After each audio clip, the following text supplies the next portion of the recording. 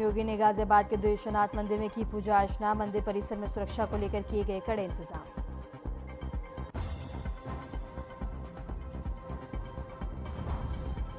मेरठ में सीएम योगी ने कांवड़ियों पर की फूलों की वर्षा। कांवड़ियों के बीच दिखा उत्साह, देखने को मिला सुरक्षा, स्वच्छता और भक्ति का बेहतरीन संगम।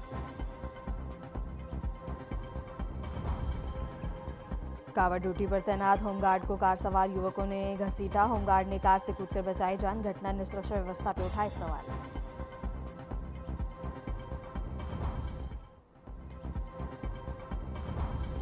देश भर में मानसून का कहर, दिल्ली में बूंदाबांदी के आसार। उत्तराखंड और राजस्थान में रेड अलर्ट जारी।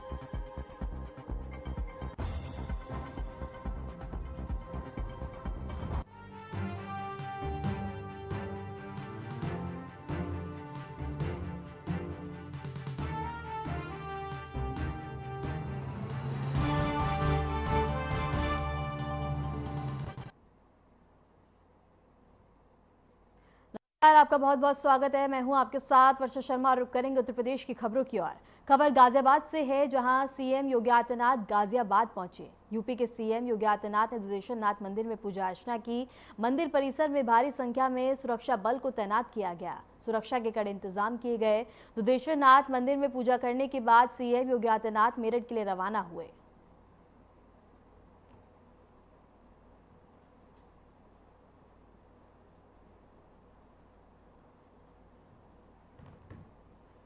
खबर मेरठ से है, जहां सीएम योगी ने कांवड़ियों पर फूलों की वर्षा की और शिव भक्तों ने हर हर महादेव की जयकारे लगाए। जयघोष के बीच कांवड़ियों में उत्साह देखने को मिला। सीएम योगी ने तैयारियों का जायजा लिया। इस बीच सुरक्षा, सुविधा और भक्ति का अद्भुत संगम देखने को मिला। प्रशासन ने कांवड़ियों के लिए सुरक्षा के पुख्ता इंतजाम किए हैं। साफ सफाई के लिए बड़ी संख्या में सफाई कर्मी लगे हैं और कानून को कांवड़ियां अपने हाथ में ना ले, इसके लिए भी तमाम जरूरी दिशा निर्देश दिए गए हैं।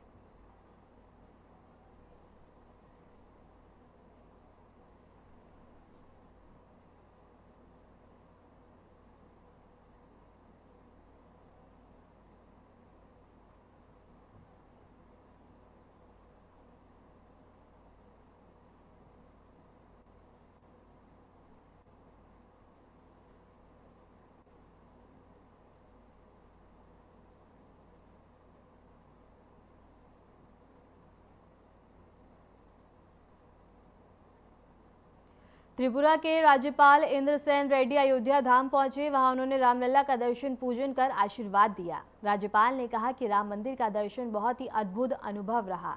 निर्माण कार्य को लेकर संतोष जताया और कहा कि राष्ट्र की आस्था और गौरव का प्रतीक है।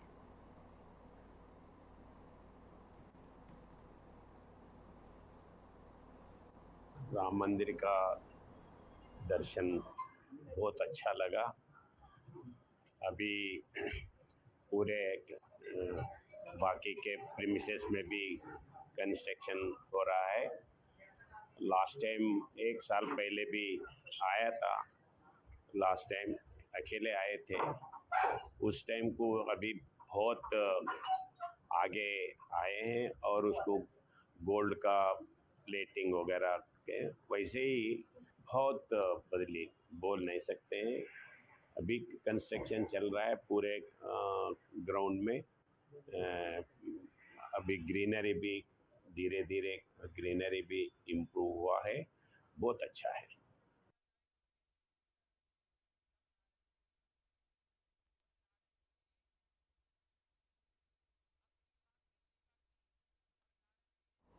इसके साथ ही बता दें कि त्रिपुरा के राज्यपाल अयोध्या पहुंचे, जहां उन्होंने रामलला के दर्शन पूजन कर उनका आशीर्वाद लिया और इसके साथ ही उन्होंने कहा कि राम मंदिर प्रतीक है। और इसके साथ ही बता दें कि त्रिपुरा के राज्यपाल अयोध्या पहुंचे, जहां उनका भव्य तरीके से स्वागत किया गया और इसके साथ ही राज्यपाल ने रामलला के दर्शन पूजन कर उनका आशीर्वाद भी प्राप्त किया।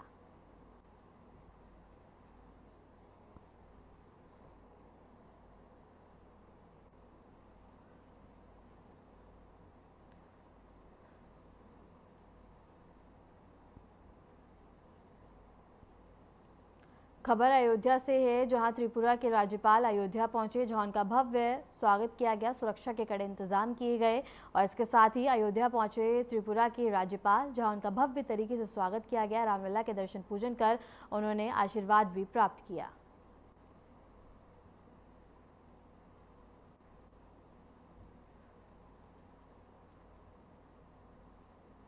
जल शक्ति मंत्री स्वतंत्र देव सिंह और खाद्य और रसद मंत्री सतीश चंद्र शर्मा आज बाराबंकी के लोदेश्वर महादेवा धाम पहुंचे। मंत्रियों ने शिवलिंग पर जल अभिषेक कर देश की खुशहाली की कामना की। इसके बाद दोनों मंत्री बाढ़ प्रभावित क्षेत्रों के स्थलीय निरीक्षण पर निकले। निरीक्षण के दौरान अधिकारियों को सख्त निर्देश दिए और कहा कि सरयू नदी के तराई इलाके जैसे गौरिया, अलीनगर और रानीमऊ गांव पर नजर रखी जाए। इसके साथ ही बचाव कार्यों में लापरवाही बर्दाश्त नहीं की जाएगी।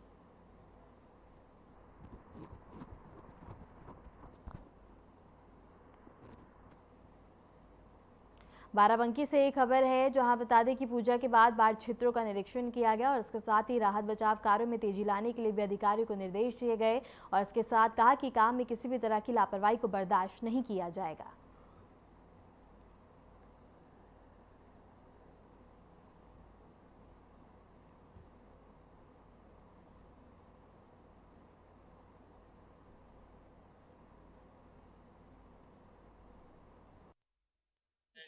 पिछली बार बाढ़ आ गया था, इस समय तो बाढ़ आ नहीं रहा है, फिर भी कहीं छूट फूट आ गई वर्षा के कारण आ रहा है। फिर भी हमारी पूरी परियोजना पूर्ण हो जाए।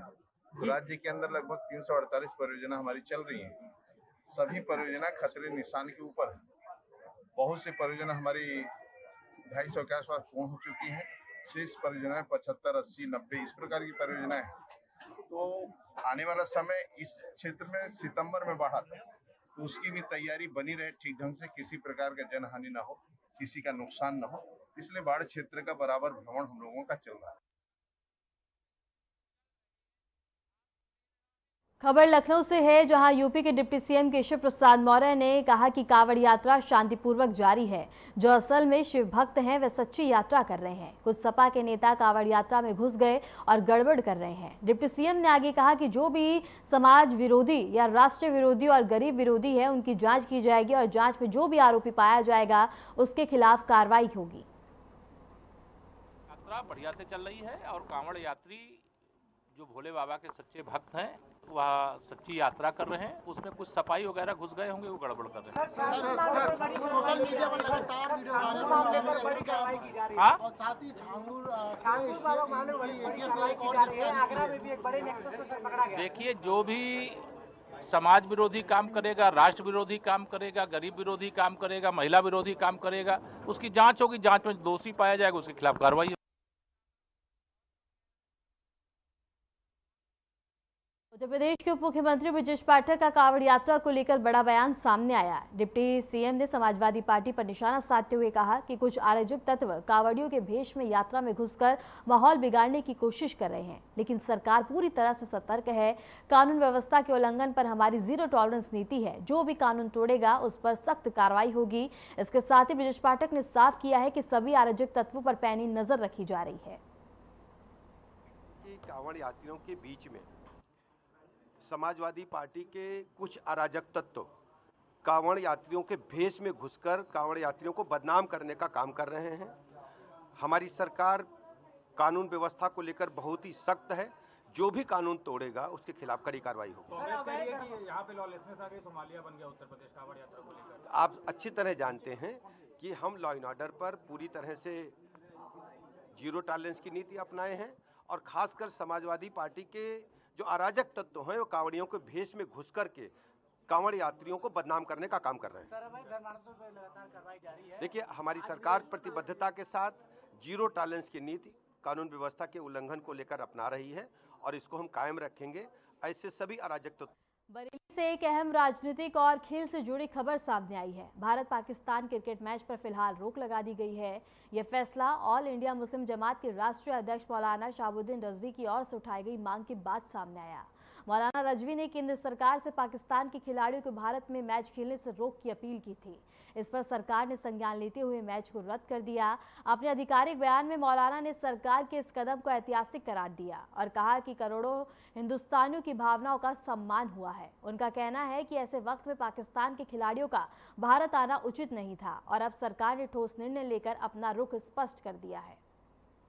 और पाकिस्तान के खिलाड़ियों का मैच होने वाला था और ये दोनों देशों के खिलाड़ी मिलकर के ये खेल खेलते, मगर इस पर हमने जो खदशात जाहिर किए थे, गुजारिशें की थी हुकूमत से कि करोड़ों लोगों के दिलों को तकलीफ पहुंचती और ऐसे देश के लोगों को बुला करके जिन्होंने आतंकवादी घटना अंजाम दी थी, इनको सरकार न बुलाए और फैसला अपना वापस ले।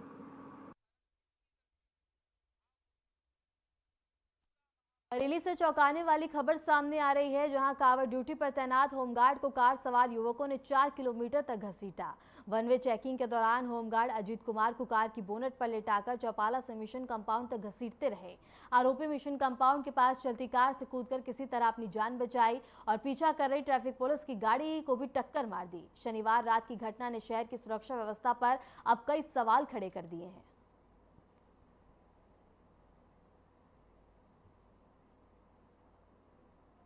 लखनऊ के चिन्हट क्षेत्र से बता दें कि झांगुर गैंग के एक सहयोगी राजेश कुमार उपाध्याय को गिरफ्तार किया गया। आरोपी को कोर्ट में पेश कर जेल भेज दिया गया। राजेश पर गैंग को आर्थिक सहायता पहुंचाने और सहयोग देने के आरोप हैं। राजेश कुमार बलरामपुर कोर्ट में बाबू के पद पर कार्यरत था। ईडी ने भी उसके ठिकानों पर छापेमारी की थी और उसके बाद फंडिंग और कई अवैध संपत्तियों की जांच चल रही है। एजेंसियां अब उसकी बता दें कि साथ और नेटवर्क की गहराई से जांच कर रही है।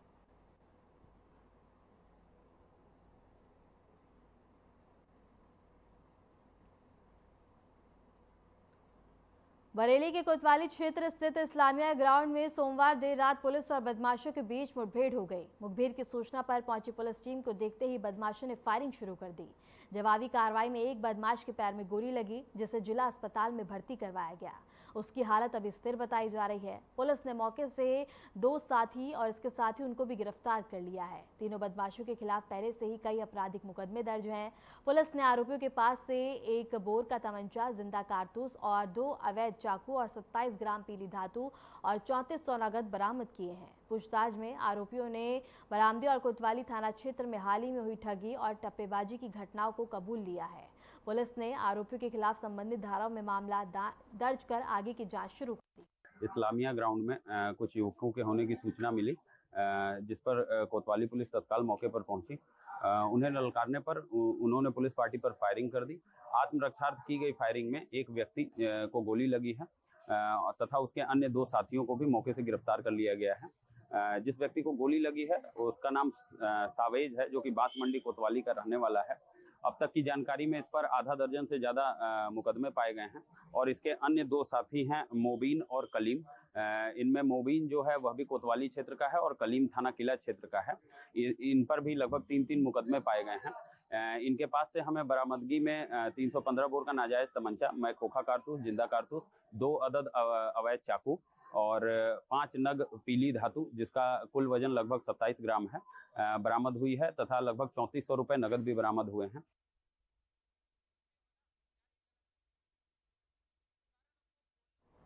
हरदौई के छोटे चौराहे स्थित बाबा मंदिर से सावन माह की परंपरागत भव्य शोभा यात्रा निकाली गई, जो इस बार अपने 30वें वर्ष में प्रवेश कर गई। धार्मिक आस्था के साथ इस बार शोभा यात्रा में राजनीतिक संदेश भी प्रमुख रूप से देखने को मिला। यात्रा की खास झांकियों में ऑपरेशन सिंदूर, बुलडोजर बाबा और मुख्यमंत्री योगी आदित्यनाथ पर आधारित झांकियां मुख्य आकर्षक रही। ऑपरेशन सिंदूर झांकी ने नारी सुरक्षा और सामाजिक बुराइयों के खिलाफ संदेश दिया, जबकि बुलडोजर बाबा झांकी ने अपराधियों और अवैध कब्जों पर सरकार की सख्ती को दर्शाया। श्रद्धालु ने हर हर महादेव, जय श्री राम और योगी सरकार जिंदाबाद जैसे नारे लगाते हुए धार्मिक जोश और राजनीतिक समर्थन का संगम प्रस्तुत किया। शोभा यात्रा में जन भागीदारी और उत्साह भी काफी ज्यादा देखने को मिला।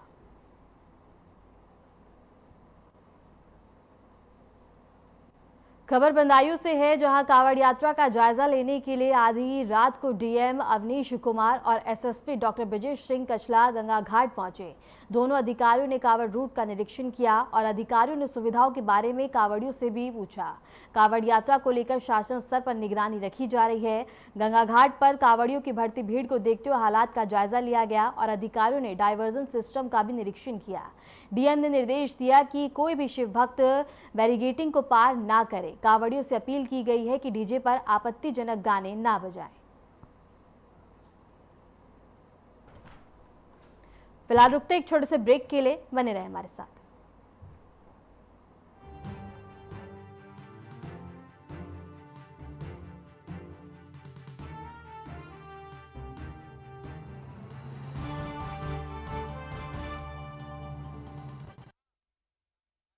यशस्वी प्रधानमंत्री नरेंद्र मोदी जी के संकल्प सबका साथ सबका विकास को माननीय मुख्यमंत्री योगी आदित्यनाथ जी ने सामाजिक एकता एवं समरसता के उच्चतम मानदंडों के साथ बनाया है यूपी सरकार का मूल मंत्र। परिणाम स्वरूप 2017 के बाद उत्तर प्रदेश में सभी को मिले बिना किसी भेदभाव के रोजगार के समान अवसर एवं योजनाओं के लाभ।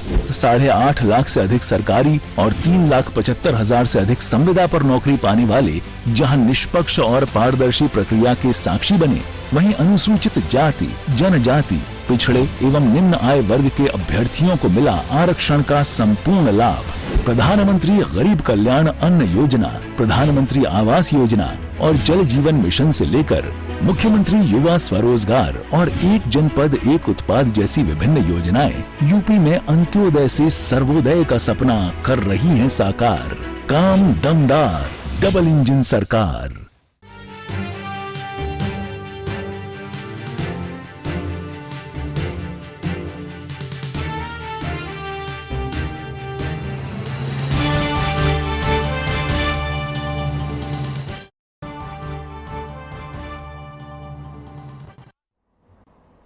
ब्रेक के बाद स्वागत है। खबरों में आगे बढ़ते हैं। अब आइए आपको दिखाते हैं कि कैसे एक गांव का बाबा बना 300 करोड़ की आधी संतलत का मालिक। एक बाबा जो दिखाता था सूफी, बोलता था आध्यात्मिकता की जुबान और लोगों को देता था मोक्ष का सपना, लेकिन हकीकत में वो बन बैठा धर्मांतरण के सबसे बड़े अंतर्राष्ट्रीय मास्टरमाइंड। गांव-गांव घूमकर रत्न बेचने वाला यह शख्स कैसे बन गया 300 करोड़ के काले कारोबार का बादशाह, और मुंबई से सऊदी, पुणे से नेपाल तक कैसे फैला इसका जाल, और कैसे प्रेम, लालच और फरेब के जरिए बदल दी जाती थी इंसानों की पहचान। इसी को लेकर देखिए हमारी खास रिपोर्ट। एक ज्योतिषी, एक रत्न विक्रेता और फिर एक स्वयंभू सूफी संत, और अब करोड़ों की काली कमाई और धर्मांतरण के अंतर्राष्ट्रीय रैकेट का सरगना। ये कहानी किसी फिल्म की स्क्रिप्ट जैसी लग सकती है, लेकिन ये हकीकत है। उत्तर प्रदेश से लेकर सऊदी अरब तक फैला है इस रैकेट का जाल, और इसके केंद्र में है एक नाम, जलालुद्दीन शाह उर्फ छांगुर बाबा। गांव की गलियों से लेकर दरगाह तक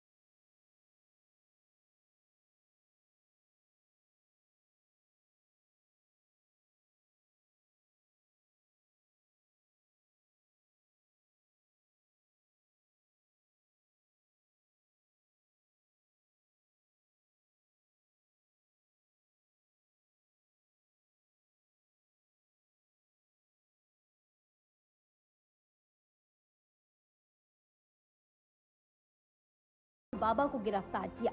उसके साथ ही उसकी करीबी सहयोगी नसीम, जो कभी नीतू रोहरा हुआ करती थी, उसे भी गिरफ्तार किया गया।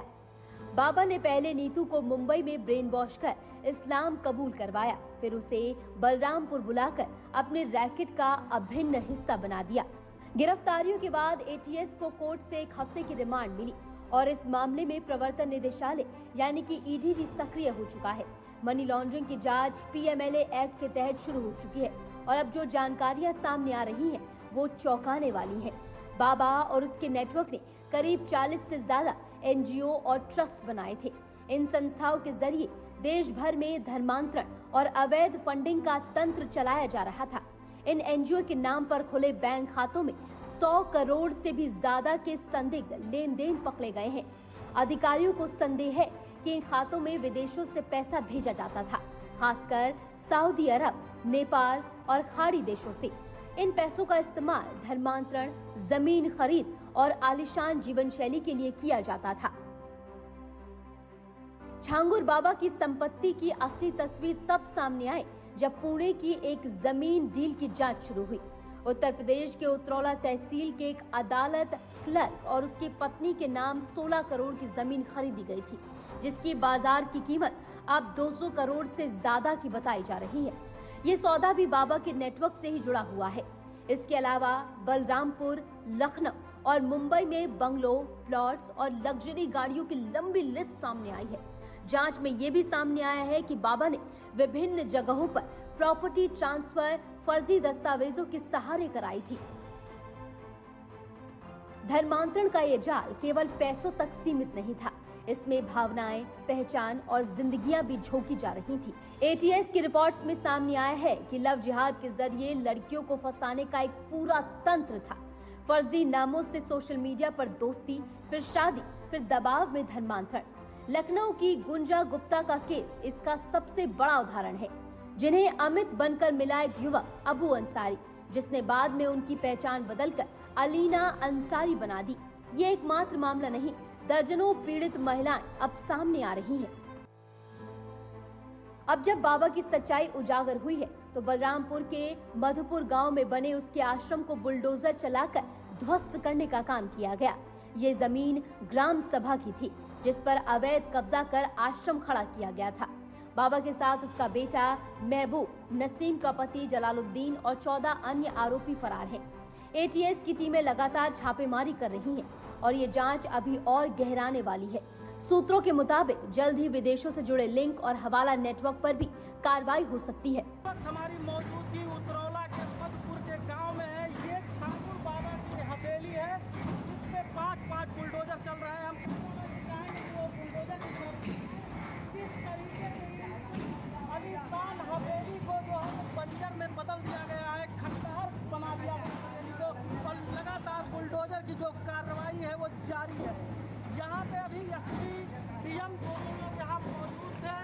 उनकी मौजूदगी में ही सुबह से बुलडोजर पर कार्रवाई की जा रही है। 2 बुलडोजर पीछे की तरफ से हैं और 3 बुलडोजर सामने की तरफ से। यहाँ पर छांगुर बाबा ने अपना एक संतुलन तैयार करके रखा था, जिसमें 5 से 7 जो कुत्ते थे वो बहुत खतरनाक थे यहाँ पर, और अस्तबल भी बनाया गया था जिसमें घोड़े रखे हुए थे। और ये वही मजार है जहाँ पर छांगुर बाबा के द्वारा धर्म परिवर्तन कराया जाता था, लोगों को अंगूठी दी जाती थी।